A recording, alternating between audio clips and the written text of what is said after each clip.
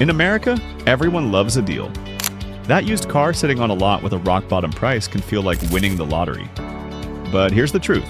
Some cars look like bargains only until you own them. Behind the shiny photos and too-good-to-be-true ads are models plagued with fragile transmissions, failing engines, and resale values so low dealers barely want them. Today we're counting down 11 cars that only fools buy in America.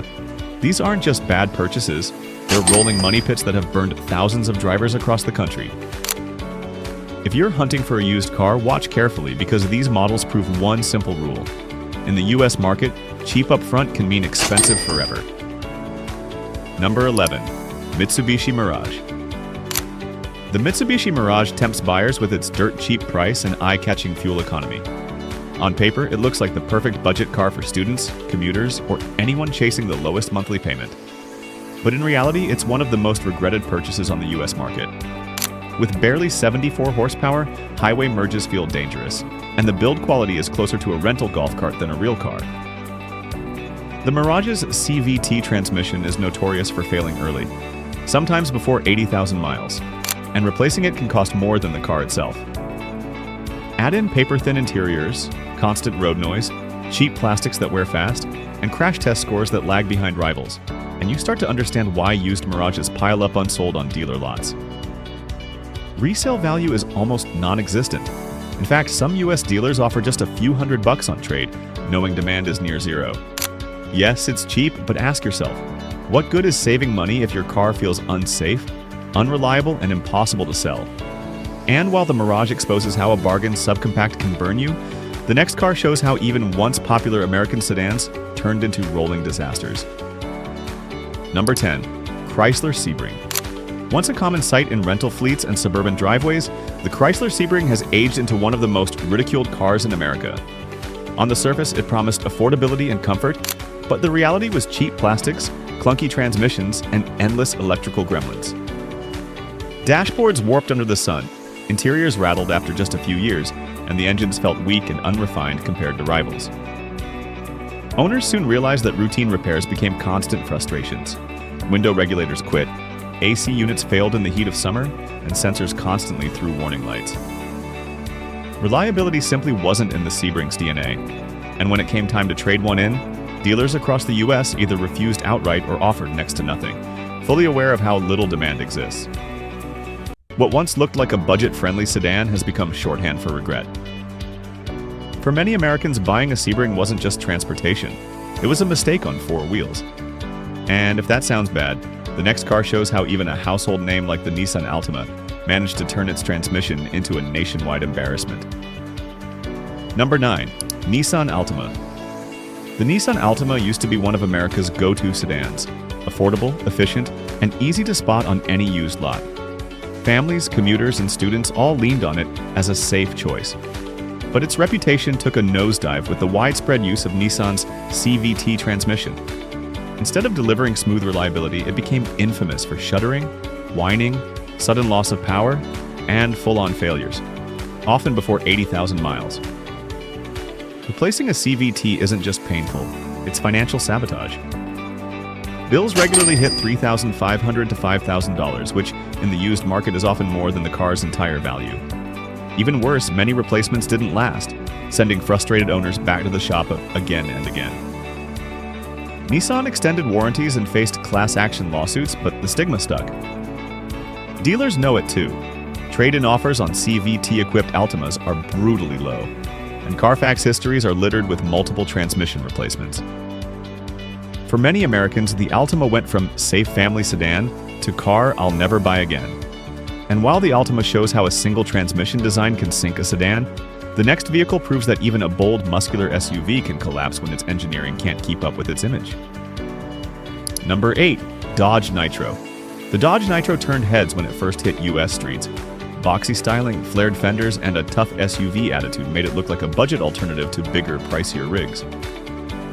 Families saw it as a rugged choice without the price tag of a Grand Cherokee, and plenty of them rolled off lots in the late 2000s. But beneath the squared-off body, the Nitro was all show and no-go. The engines were notoriously underpowered for the heavy frame, leaving acceleration sluggish and fuel economy dismal, even by SUV standards. Reliability was another sore spot. Oil leaks, overheating, and clunky transmissions sent many owners back to the shop far earlier than expected. Suspension components wore out prematurely, steering felt loose, and the cheap interiors rattled constantly, making the cabin feel older than it was. Resale values collapsed. Dealers know its reputation, so trade-in offers are insulting, and private buyers shy away once they research repair histories. Today, many Nitros sit unwanted on lots across the US, symbols of a model that promised muscle but delivered frustration. What once looked bold and adventurous ended up fragile and disappointing. And if the Nitro proves that tough looks can hide weak engineering, the next car shows how even a refined European sedan can bleed American owners dry with endless turbo and timing chain headaches. Number 7. Volkswagen Passat. The Volkswagen Passat with the 2.0T engine promises European style and turbocharged fun at a price most Americans can afford. But beneath the sleek exterior hides some of the costliest pitfalls in the midsize market. The turbo itself is a common failure point, often giving out before 100,000 miles and leaving owners with repair bills north of $3,000. Then there's the timing chain tensioner, a weak link that can lead to catastrophic engine damage if it fails. Add in high-pressure fuel pump problems, carbon buildup from direct injection, and electrical gremlins that make diagnosis a guessing game, and the affordable Passat quickly demands luxury car money to keep alive. Trade-in offers are dismal because dealers know the risks, and private buyers shy away once they research repair costs. The Passat may look refined, but it's a financial trap in disguise. And while the Passat shows how a sleek sedan can quietly drain wallets, the next car proves that even SUVs designed for fleets can become nightmares once they hit the used market. Number 6. Chevrolet Captiva Sport. Most Americans never saw the Captiva Sport advertised in showrooms because Chevy mainly sold it to rental fleets.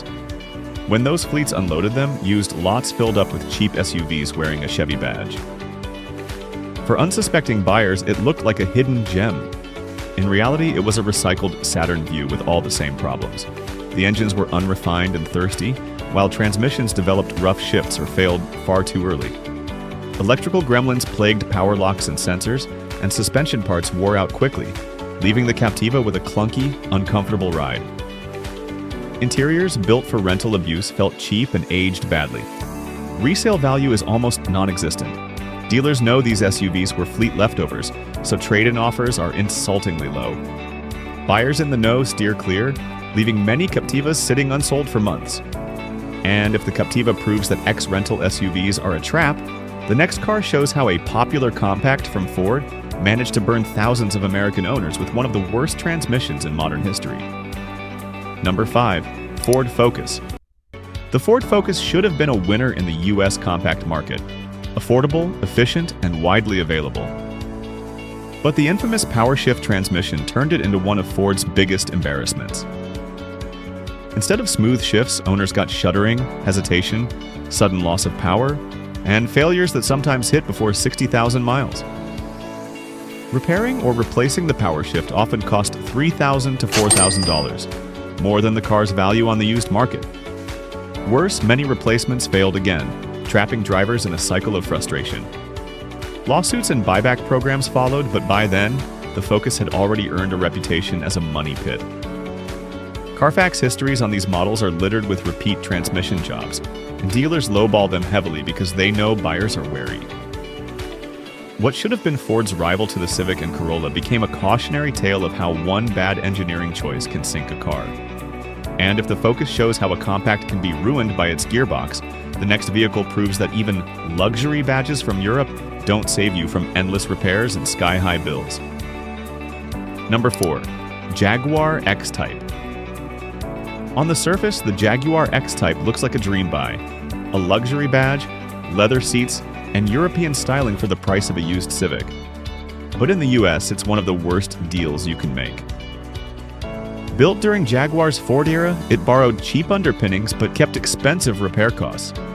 Engines and transmissions were prone to failure, and all-wheel drive models added complexity that broke down just as fast. Even routine jobs like suspension or sensor replacements carried luxury-level bills. Owners often paid $2,000 plus for repairs on cars worth less than half that. Electrical problems, failing trim, and dated tech only added to the frustration. Resale value? Practically non-existent. Dealers don't want them, and private buyers know better.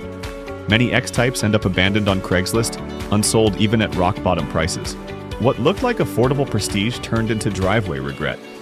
And if the X-type proves that cheap luxury is a trap, the next car shows how even family-friendly minivans can betray American households when reliability falls apart. Number 3. Kia Sedona. The Kia Sedona was supposed to be the budget-friendly minivan for American families, a cheaper alternative to the Honda Odyssey or Toyota Sienna. But in older generations, it gained a reputation for weak engines, fragile transmissions, and repair bills that erased any savings. The 3.5 and 3.8 V6 engines were known for premature head gasket failures and overheating. Transmissions often slipped or failed outright before 100,000 miles, turning family road trips into tow truck calls. Add in electrical issues like faulty sliding doors and failing sensors, and the Sedona became a constant source of stress. Resale values reflect the pain. Dealers across the U.S. lowball Sedonas heavily, and private buyers avoid them once they research reliability. Many end up on buy here, pay here lots, where they continue the cycle of frustration for the next unlucky owner. For families, the Sedona looked like an affordable way to haul kids and groceries. In reality, it became a reminder that sometimes saving money up front just costs more in the long run. Number 2. Suzuki Kizashi. When it launched, the Suzuki Kizashi looked like a hidden gem. Sharp styling, sporty handling, and a price tag that undercut rivals. But in the US, it turned into one of the riskiest buys you could make. Not because the car itself was terrible, but because Suzuki pulled out of the American market shortly after. That exit left owners stranded. Parts became scarce, repairs took weeks to source, and costs soared because everything had to be ordered specially. Even basic maintenance turned into a headache when local shops couldn't get components quickly. Add in transmission issues and electrical quirks, and the dream of owning a rare sedan quickly faded. On the used market, the Kizashi collapsed. Dealers barely touch them, and private buyers know the support network is gone. You'll often see them listed cheap online, but even at bargain prices, most sit unsold. In the end, the Kizashi wasn't just a car, it was an orphan. And if that sounds risky, the final vehicle on our list proves that even iconic American nameplates can drain wallets faster than they conquer trails. Number 1. Hummer H3. The Hummer H3 carried all the attitude of its bigger siblings: bold styling, military-inspired looks, and that unmistakable grille. For buyers, it felt like a chance to own a piece of American toughness at a somewhat affordable price. But once the shine wore off, reality set in. The 5-cylinder engine was underpowered for the heavy frame and prone to head gasket failures, misfires, and cracked cylinder heads. Even the V8 option didn't save it, with awful fuel economy and costly mechanical issues. Suspension components wore out quickly, front differentials failed, and electrical gremlins haunted owners. Every repair was expensive. Parts weren't cheap, labor was high, and mechanics dreaded working on them. Resale values crashed, and today, H3s sit on used lots unwanted, even at bargain prices. For many Americans, the H3 wasn't the symbol of strength they imagined. It was the SUV that drained their wallets and patience. And there you have it, 11 cars that only fools buy in America. From cheap subcompacts like the Mirage to luxury traps like the Jaguar X-Type and wallet destroyers like the Hummer H3, each one proves that a low sticker price doesn't mean low ownership costs. In fact, these cars have left thousands of US drivers broke, frustrated, and stuck with vehicles nobody wants to buy. Now I want to hear from you. Have you ever owned a car that turned out to be a total mistake? Maybe it's on this list, or maybe it's one we need to feature in a part 2. Drop your story in the comments. You might save someone else from making the same bad call. If this list opened your eyes, hit like, tap subscribe, and ring the bell so you never miss the breakdown of cars Americans should avoid. And don't forget to share this video with a friend shopping for a used car. It could save them thousands. Because in the US car market, the smartest move is knowing exactly which deals to walk away from.